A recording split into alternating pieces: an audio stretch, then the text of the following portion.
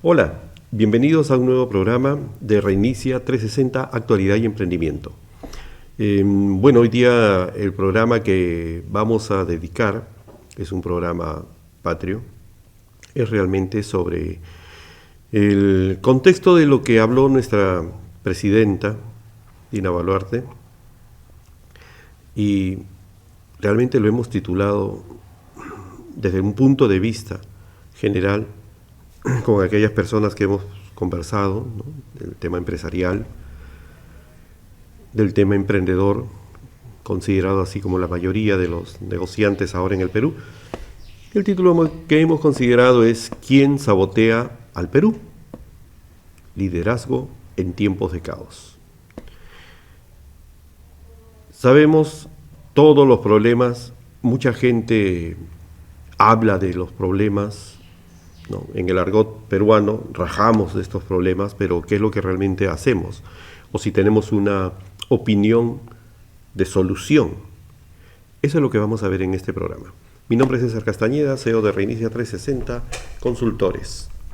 Procede. Este programa es auspiciado por Grupo Visión, conformado por su óptica Grupo Visión GIA y su óptica Granda Visión. Cimiento Raíces, SAC. Ivo Marketing. Smart Marketing. Parroquia Nuestra Señora del Consuelo. BBVS, Consultores en Gestión SRL. Paredes Cano y Asociados, Altac International.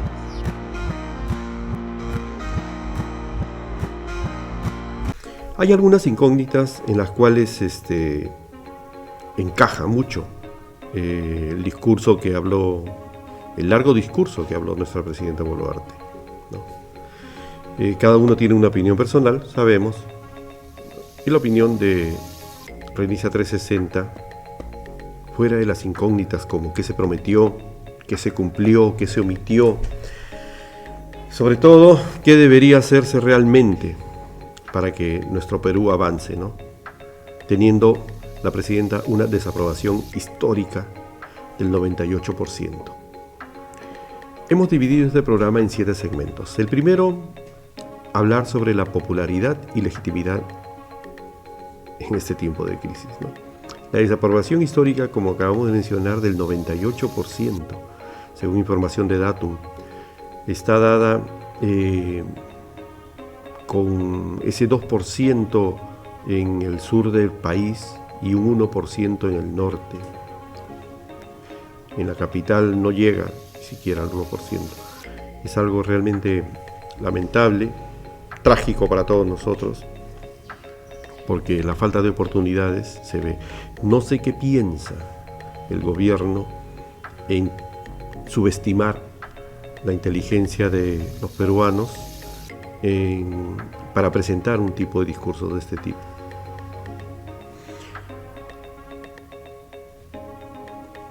Lima y Callao, como les comentaba, también está afectada, no llega a más del 2 y algo por ciento, ¿no? Entonces hay un rechazo político, emocional, estructural, hay una decepción por las promesas incumplidas, la falta de empatía, hay una frustración especialmente por personas adultas, mujeres, bastantes mujeres, precisamente porque es mujer nuestra presidenta, ¿no? Y los sectores vulnerables que, si la clase media está dejando de ser clase media, en teoría llamada clase media, y se convierte en una clase pobre, la salpicada clase que todavía logra mantener algo, no sé si llamarla alta, y los sectores vulnerables que definitivamente están todos, sin excepción, en extrema pobreza, tanto en la capital, las llamadas grandes ciudades, que realmente no lo son, y el resto de las provincias en nuestro Perú. La desconfianza institucional. Más del 80% de peruanos desconfían de todas las autoridades, sean el Congreso, gobernadores ministeriales, entidades gubernamentales, regionales, alcaldías, etc. No hay una confianza, pero no se sabe a dónde, en quién confiar. Todo ha sido un lapso de pantomimas, de mentiras. Es un circo, realmente. Hay fallas de comunicación, de liderazgo, ¿no? El premier Ariansen reconoció que el gobierno no está haciendo un clic con la población, por supuesto que no lo está haciendo. Boluarte no ha sabido capitalizar eventos con la PEC, con CADE, ¿no? O el Bicentenario de Ayacucho, por ejemplo, ¿no? Su discurso se ha percibido un poco soberbio, confrontacional sobre todo. Aleja mucho más a la ciudadanía. No asume responsabilidades por muertes en protestas ni por investigaciones por corrupción. Es decir, bueno, la crisis de legitimidad democrática no tiene bancada, definitivamente, no la quieren ni en derecha ni en izquierda. Está blindada por el Congreso,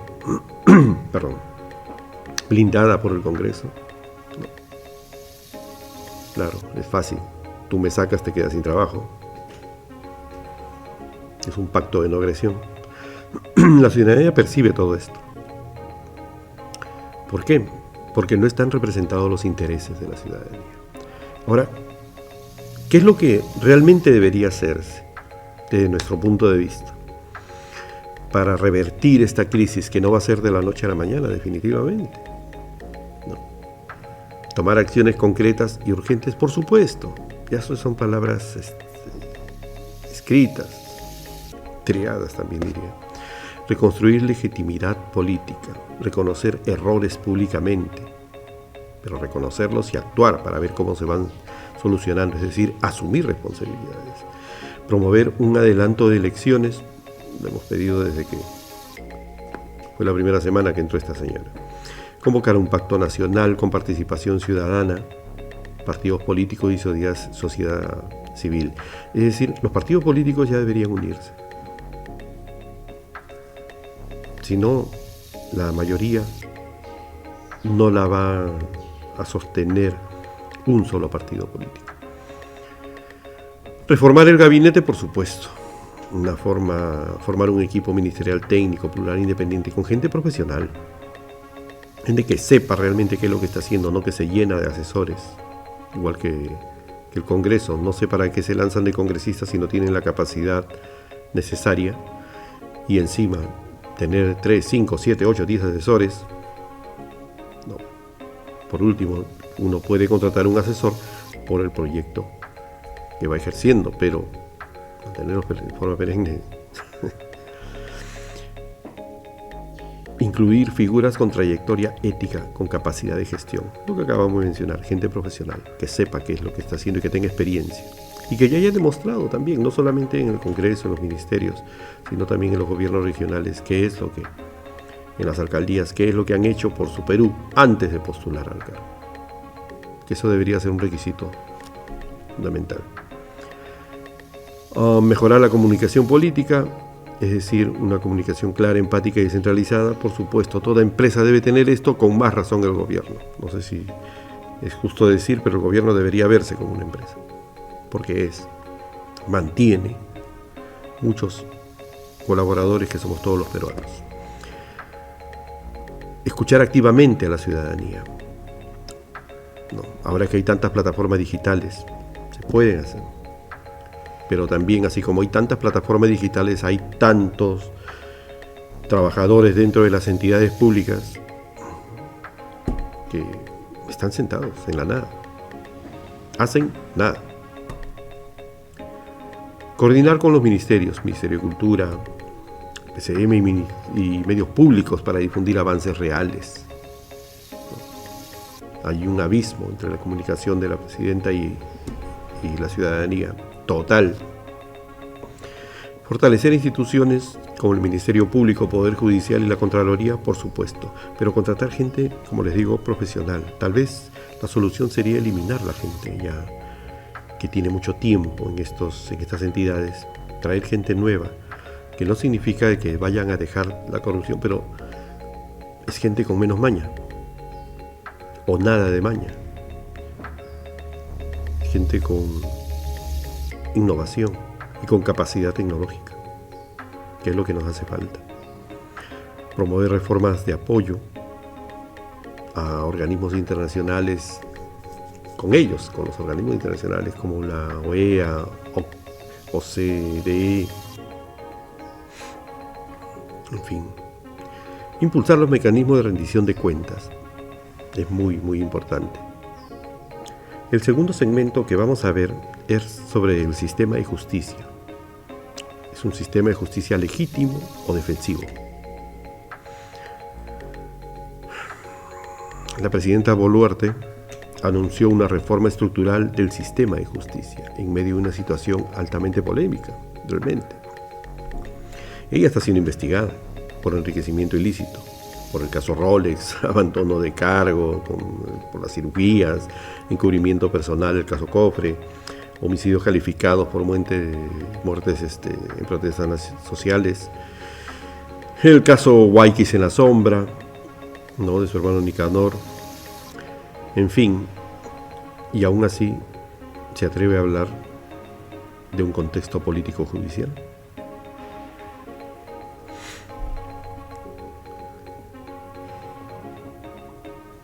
Todo esto genera sospechas legítimas, ni siquiera sospechas. Vamos a usar el término sospechas legítimas, sobre si realmente busca mejorar el sistema judicial o blindarse políticamente. Ya sabemos que la mayoría vamos por lo segundo, se blinda políticamente. Una narrativa presidencial durante su mensaje afirmó pues, que se requiere una reforma actual en el sistema judicial, un esquema democrático que cuente con una legitimidad que requiera la ciudadanía. Sin embargo, su discurso estuvo marcado por ausencia total de autocrítica, calificación de las investigaciones como acoso, ofensiva violenta contra su gobierno. O sea, ella piensa que es atacada por todos lados, por eso no da entrevistas. Una víctima. Acusaciones al Ministerio Público por intereses subalternos. El Ministerio Público te ha hecho un desastre.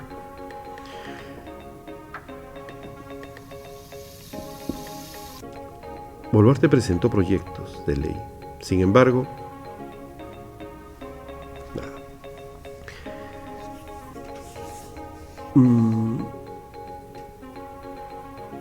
Para la reforma del sistema de justicia, el presidente de la República lo presidiría de manera indelegable. El Ministerio de Justicia sería el secretario técnico. Se elimina la participación de las rondas campesinas, se reduce la pluralidad institucional. Esto implica concentración del liderazgo en el Ejecutivo, reducción de contrapesos democráticos y riesgo de la politización del sistema judicial. Críticas y preocupaciones se plantean sin propuestas técnicas claras. Se perciben respuestas defensivas. Los congresistas y juristas advierten que podría debilitar la autonomía del Ministerio Público y socavar el Estado de Derecho. Por supuesto, prácticamente que está buscando que el Ejecutivo sea quien haga y deshaga en todos lados, que es lo que ha venido consiguiendo.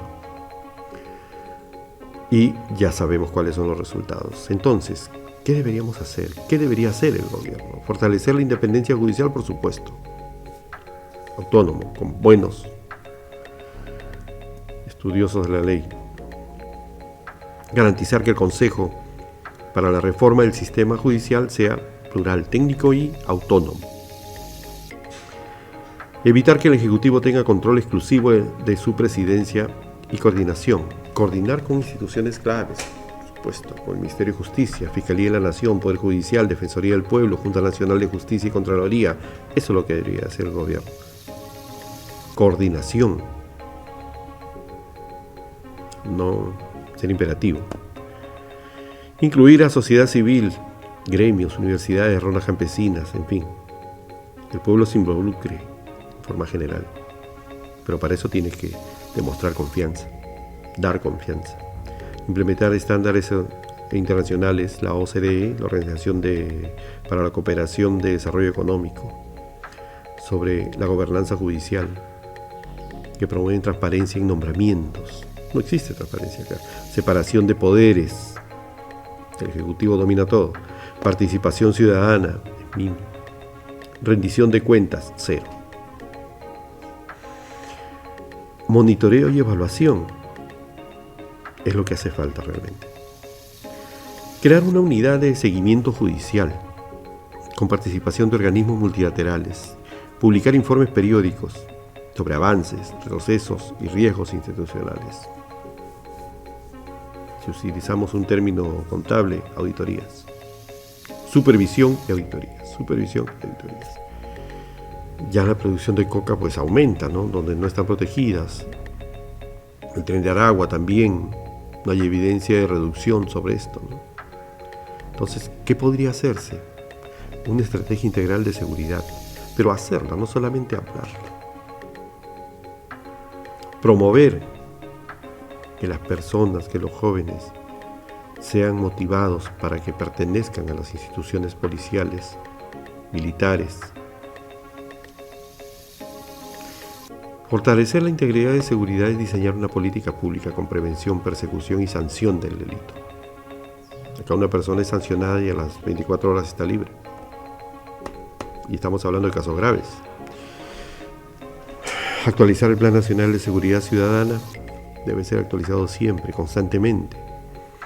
Reactivar estructuras con CONASEC y CODESEC con liderazgo efectivo. Fortalecer la Policía Nacional, su formación técnica y ética. Eso es muy importante, porque siempre por ahí hay salpicados que no competen a que lleven el uniforme. Y yo pienso, como tal vez la generación anterior, que la policía no debería ser Policía Nacional, sino debería estar nuevamente segregada en Policía Civil, Guardia Civil, la PIP y la Guardia Republicana. Se abastecería mucho mejor. El despliegue sería mucho mejor, mucho más centrado en cada caso, mucho más conciso. Coordinación interinstitucional, es decir, articular con el Ministerio del Interior, la PNP, Ministerio Público, Poder Judicial, gobiernos regionales. Parece que en esta cada quien baila con su pañuelo y se echan la pelota los unos a los otros. Y todo esto es la observación que nosotros como civiles, nosotros como personas, como ciudadanos, vemos, captamos, y se subestima esa visión. Establecer mesas multisectoriales, intercambio de ideas para destrozar este sicariato. Participación ciudadana como los comités vecinales de vigilancia. Fomentar la educación cívica. Los chicos van al colegio 7-8 horas en los particulares, 5 horas en los fiscales. Sin embargo, los cursos de formación de urbanidad, de educación cívica, que generan los valores como persona y los valores como nación, no se llevan. Tengo yo el pensamiento de que es bueno saber de nuestra historia, qué pasó con la época pre-inca, con la época republicana, con la época moderna, pero más importante es saber lo actual y qué vamos a hacer. Los peruanos, como muchos países latinos, vivimos mucho de la historia, de lo que pasó, y nos ahogamos en eso y nos quedamos en eso. Más importante es saber qué somos ahora y qué vamos a hacer. ¿Qué es lo que va a hacer nuestra siguiente generación? ¿O de qué los vamos a llenar?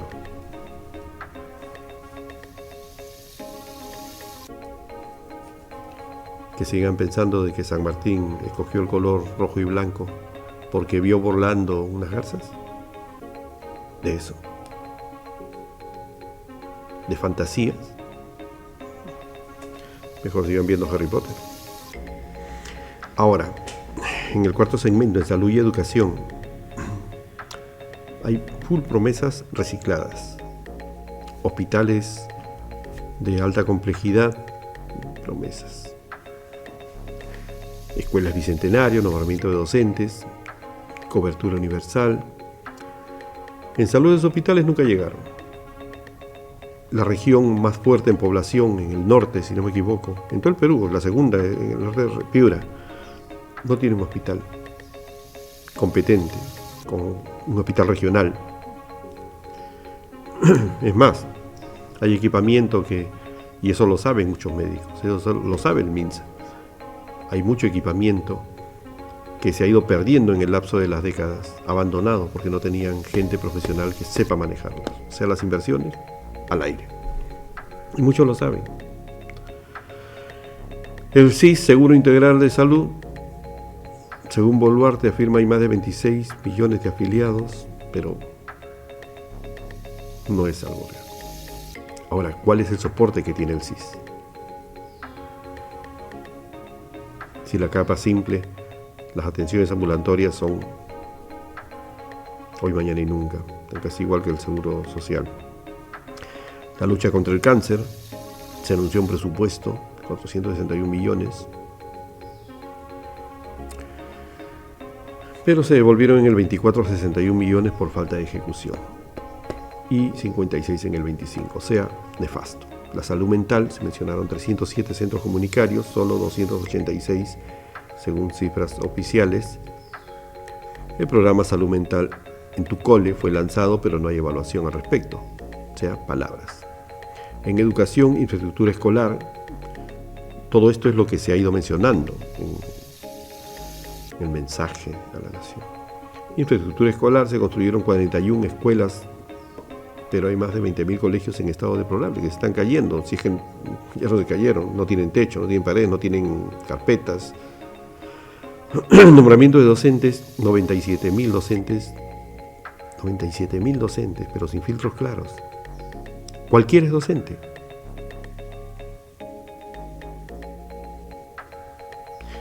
Docentes sin buena preparación profesional o docentes sin buen criterio para guiar a nuestros niños, a nuestros jóvenes. ¿Dónde estamos?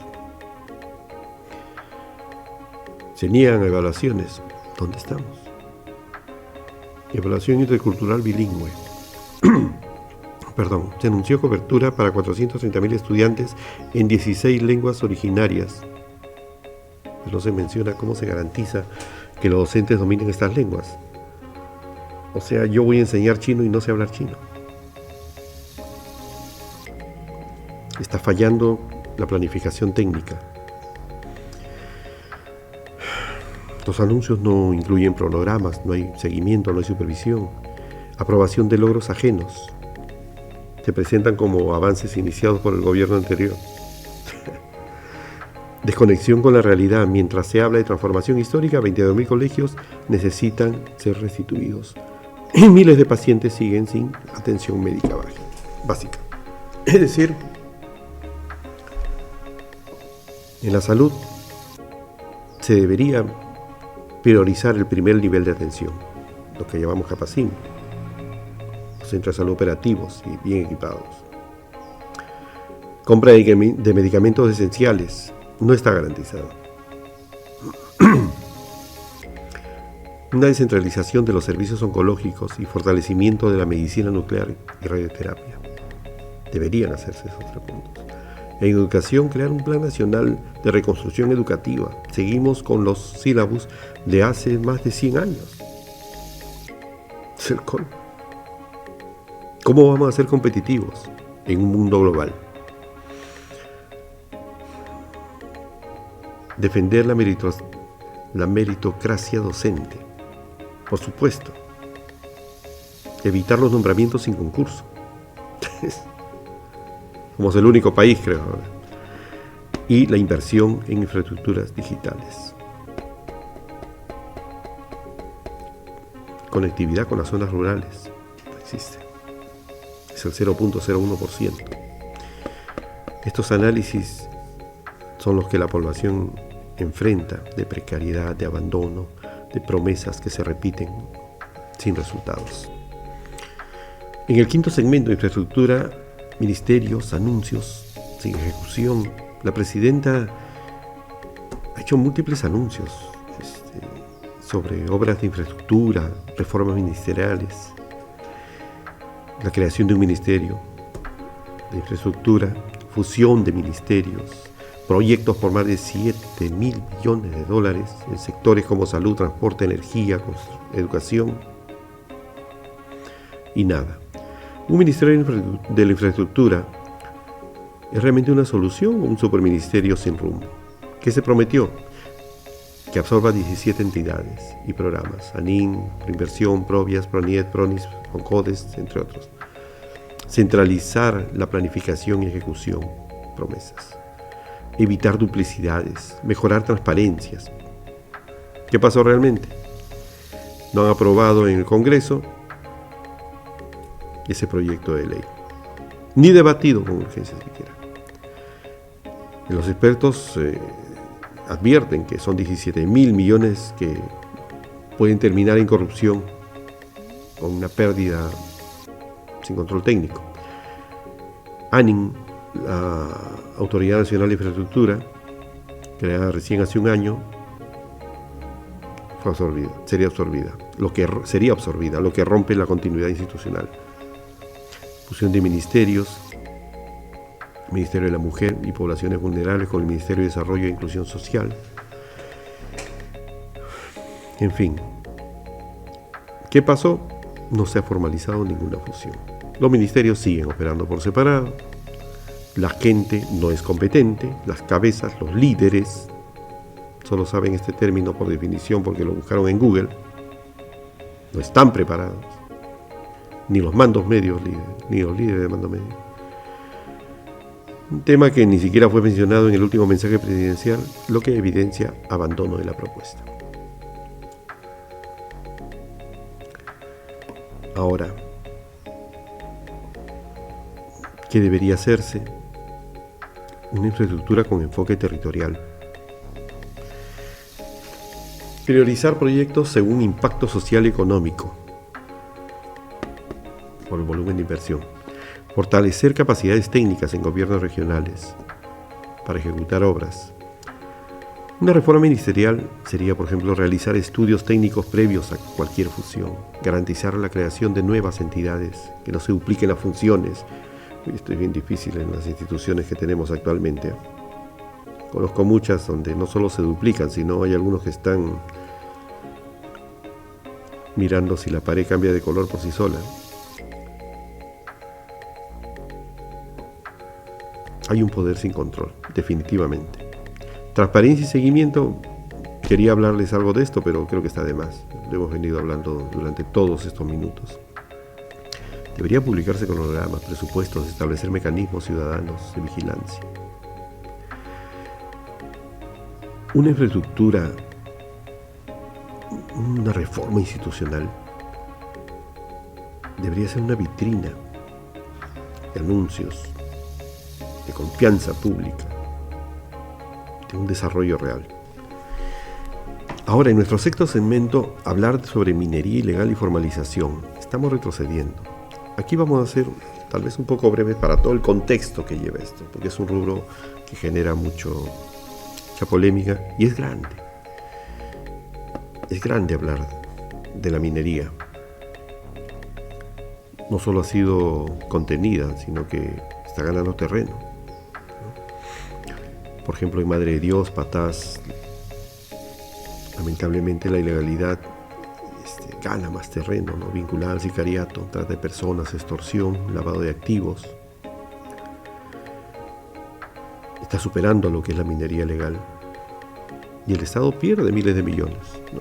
¿Por qué? Por no dar formalización, una formalización razonable, con criterio, no las propuestas que realizan, ¿no?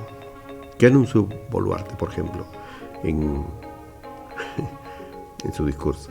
La Estrategia Nacional para la Reducción e Interdicción de la Minería Ilegal al 2030, articulando 16 entidades del Estado. Más de 1.140 patrullajes en Patás, decomisos por 181 millones con mafias mineras. puntos de control permanentes, 12.000 efectivos militares, mesa técnica de formalización minera. Promesas. ¿Qué no se dijo? ¿Qué omitió? No explicó cómo se ordenará el proceso de formalización, que eso es lo más importante. ¿Cómo se evitará que el Reinfo siga siendo un escudo para mineros ilegales? Es decir, lo más importante lo obvia, porque subestima la inteligencia de los peruanos. Se excluyeron más de 50.000 registros del Reinfo. 50.000 registros. No se mencionó el proyecto de ley MAPE. Ahora, ¿el Reinfo realmente es una herramienta de formalización o legalización de lo ilegal? ¿Qué es? Se creó como una oportunidad de formalización, pero está mal utilizado. Está lleno de mafias. Trafican. Por eso está así. A vista de todos. Y quien debería ponerle el pare es un gobierno transparente, el cual no tenemos. Los inscritos no cumplen con sus requisitos mínimos. Y aún así el gobierno prorrogó el Reinfo hasta diciembre del 25, cuando debería ser cortado ya, tal y como está manejado. Y lo prorroga sin una reforma estructural. Se prolonga la impunidad. Mafia. Ya sabemos dónde está la cabeza de esa mafia. Lo que debería hacerse realmente, una reforma del Reinfo. Un nuevo sistema de registro con verificación técnica, con georreferenciación y trazabilidad. Separar claramente a los mineros informales con voluntad de formalizarse de los operadores ilegales. Interdicción con enfoque integral. Presencia estatal sostenida. Personas íntegras, transparentes.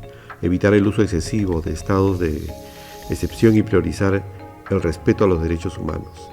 La ley MAPE es urgente. Aprobar para que se regule la pequeña minería, la minería artesanal con criterios ambientales, laborales y tributarios claros. Si no, ¿con qué voluntad van a querer formalizarse? Incluir incentivos para la formalización real, como créditos, asistencia técnica y mercados legales. Aquí podemos intervenir mucho las empresas privadas. Una restauración ambiental. Financiar los proyectos de reforestación y recuperación del ecosistema con apoyo internacional e involucrar a comunidades locales como aliadas en la vigilancia y restauración.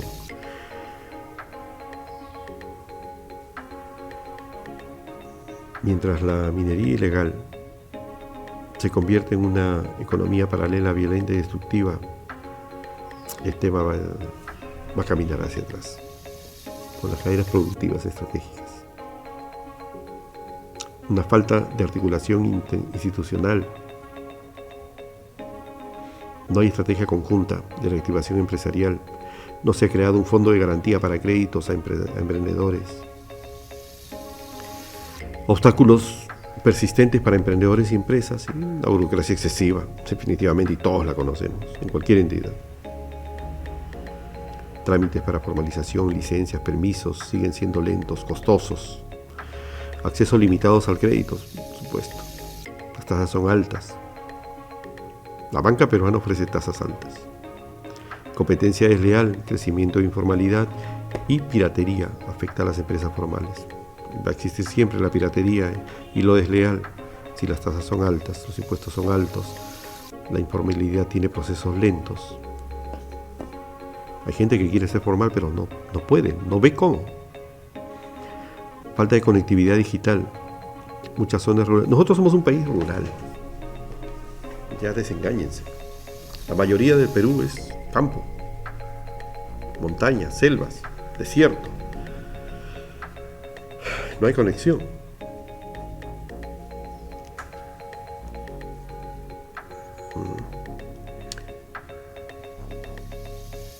El emprendimiento femenino parece con sabor a piloto, ¿no? Se han premiado 460.000 emprendimientos liderados por mujeres, especialmente en Arequipa, Junín, Puno. El programa Mi Emprendimiento ha mostrado resultados positivos en San Juan del Lurigancho, pero no hay política nacional de emprendimiento con enfoque de género, a pesar de lo anterior, entre comillas. Ahora, ¿qué debería hacerse? Una perspectiva objetiva, breve, porque este programa ha sido un poco largo.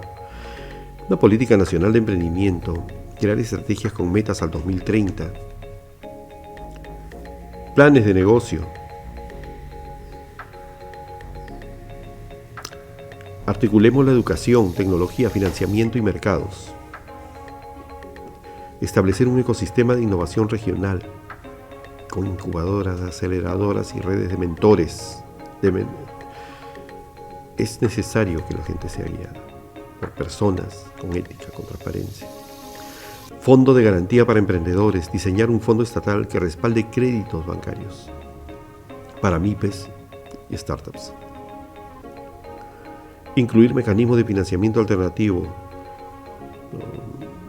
crowdfunding, capital semilla y fondos de riesgo.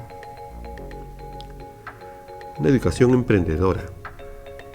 Integrar contenidos de emprendimiento en la educación secundaria y técnica.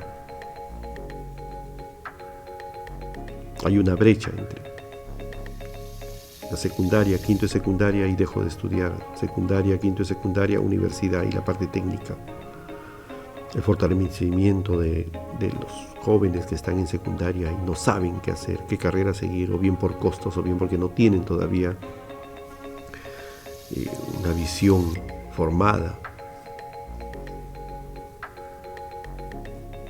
Crear programas de formación para emprendedores en gestión, marketing digital y finanzas. Tenemos que pensar en forma global. El Perú es un punto dentro de todo este contexto. Digitalización inclusiva. Expandir la conectividad en zonas rurales y periurbanas.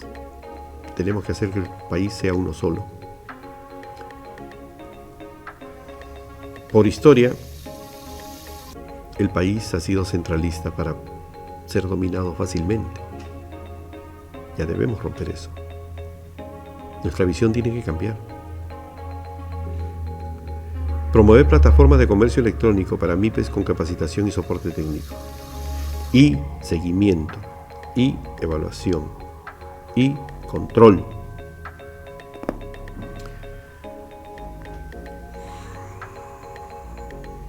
Aunque el gobierno, viendo un análisis, ha invertido en forma puntual, no existe una visión estructural.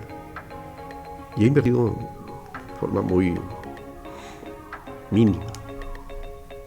Más ha sido metidas de mano.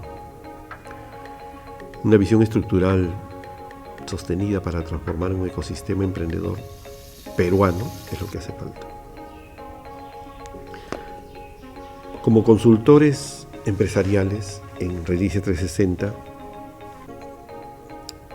queremos contagiar a los demás empresarios, aquellas personas que están emprendiendo, aquellas personas que tienen voz y voto en empresas grandes. Hay que erosionar la competitividad, la confianza. El futuro de nuestro negocio, de nuestras empresas, depende de nosotros mismos. Nunca ha dependido de los gobernantes. Y peor cuando la gente de gobierno ha sido elegida por la gran masa de peruanos que, nos duele decirlo, no tenemos una cultura nacional, menos una cultura organizacional y mucho menos una educación competitiva, competente ante otros países, ante el mundo, ante nosotros mismos. Nuestra mayor competencia somos nosotros mismos. Y eso es algo que debemos aprender. Hoy debo ser mejor que ayer y menos que mañana. La corrupción, la ineficiencia, la falta de ejecución por parte de nuestras autoridades, no son solo problemas políticos. Son obstáculos directos para un crecimiento empresarial. Y eso lo sabemos. Entonces tenemos que poner en marcha.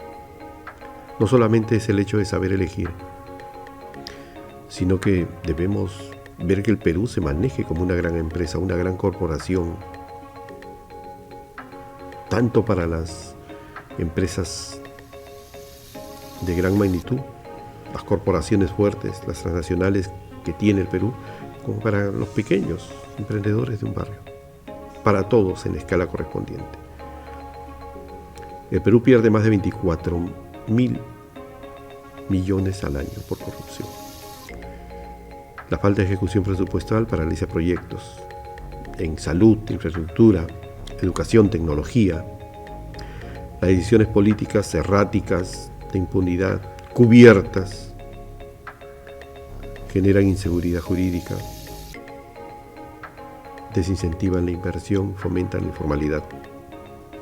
Un país que tiene una gran masa de informalidad. Las MIPYMES enfrentan trabas burocráticas, competencias desleales, ilegales, la falta de acceso al crédito, mientras otros se adjudican bajo sospechas de colusión. Podríamos exigir transparencia y rendición de cuentas. Exijamos auditorías públicas, cronogramas claros, sanciones efectivas. Apoyemos iniciativas que generen un buen gobierno corporativo.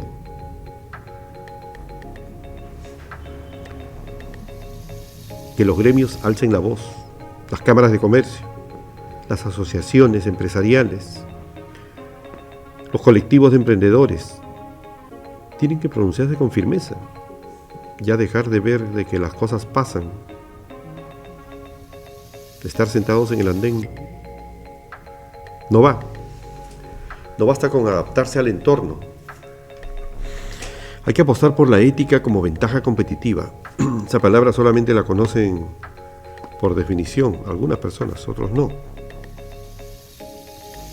Otros se la ponen de careta. La integridad debe ser nuestra bandera. Busquen en el diccionario qué significa integridad. Vivan con integridad. Implementemos desde los colegios los códigos de conducta, canales de denuncia en los estudios superiores, en las universidades, una cultura de integridad a la par de una mejora de nuestro sílabus educacional. Hay que fortalecer las redes de colaboración. Una red de emprendedores organizados puede influir en políticas públicas, acceder a mercados y defender sus derechos. Promovamos las alianzas entre empresas grandes, pequeñas, con un enfoque territorial, un enfoque solidario. Es complicado hacer empresa en el Perú, donde el Estado es el principal obstáculo. Así que ya dejemos de permitir estas cosas. Tenemos el deber de liderar el cambio. Los países surgen por empresas. ¿Por qué? Porque la parte estatal vive de los impuestos que llenan el arca para satisfacer, lamentablemente en nuestro país, a personas no competentes, a personas oscuras, sin integridad. Así que si el Estado, utilizaremos nuestra palabra como marca, no se reinicia, nosotros sí, debemos hacerlo. Desde el sector privado podemos marcar una diferencia. Les agradezco bastante el haberme tolerado, escuchado, haber sido pacientes. No son quejas, es simplemente un contexto de lo que ha sido este mensaje a la nación, que esperemos vaya cambiando ya el tema gubernamental, las personas que nos gobiernan. Esperemos que el Perú pueda ir surgiendo, pero no esperemos sentados. Vayamos actuando. Hay que ponernos de pie. Como tenemos como eslogan en este programa de Reinicia 360 Consultores: actualidad y emprendimiento. Es bueno saber de historia, pero es mucho mejor ver lo que hacemos hoy día. El emprendimiento a cualquier escala siempre va a ser bueno. Contáctenos al 9840-19674, nuestra línea directa. También en nuestras oficinas de Paredes Cano Altag International en el 271-2828. Y no se olviden de activar la campanita para que estén siempre informados. Copien nuestros enlaces, sobre todo aquellos que ustedes tengan mucho interés. Contáctenos, sigan enviándonos sus inquietudes y vamos a estar en una comunicación directa con ustedes. Nos vemos en el próximo episodio. Procede. Este programa es auspiciado por Grupo Visión, conformado por su óptica Grupo Visión GIA y su óptica Granda Visión. Cimiento Raíces, SAC. Ivo Marketing. Smart Marketing. Parroquia Nuestra Señora del Consuelo. BBVS, Consultores en Gestión SRL. Paredes Cano y Asociados, Altag International.